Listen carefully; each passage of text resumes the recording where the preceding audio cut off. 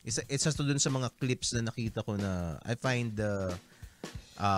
amazing, interesting. Kasi makikita dito yung isang bagay na sinasabi lang sa atin noong elementary, 'di ba? Noong nasa school tayo ng mga bata na yung Sierra Madre ay tumutulong para maging wall ng Pilipinas, ng Luzon against storms, 'di ba?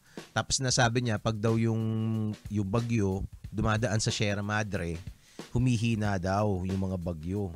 And of course, nakakatulong 'yun sa sa pagbawas ng mga nasasalanta, lalo na dito sa part dito yung Tarlac, yung Pampanga. Nandiyan yung nandiyan yung rice granary. Ewan ko kung nandun pa rin. 'Di ba? Kasi dati yun doon nanggagaling yung yung mga palayan, 'di ba? Ngayon medyo nasira na yung mga palayan doon eh. So, pero dito makikita mo visually, hindi ko alam kung kung legit satellite image to. Pero I don't know. Pero at least makikita mo kung gaano nag-dissipate yung lakas ng bagyo. Kasi yung bagyo galing yan dun sa mga dun sa mga warmer na parte ng dagat, doon nagsisimula yan. So tapos magkakaroon ng low pressure area doon. Tapos next thing you know, may bagyo na. Huwag mo nang itanong sa akin, kasama pa diyan yung pag-ikot ng mundo, madami pang ganoon. Minsan mag-guest tayo ng dito ng isang meteorologist. May mga kilala ako eh. Yung dati matagal ko nang ini-invite yung iba pero parang nahihiya. Ngayon baka hindi na nahihiya. Tingnan natin kung makapag-invite tayo ng mga guest na meteorologist to explain further. But to me this is amazing, 'di ba? Makikita mo talaga na nakakatakot, ang laki eh. Tapos nung nakalaban siya ng Sierra Madre, humina 'Di ba? Humina talaga eh, makikita mo yung epekto eh.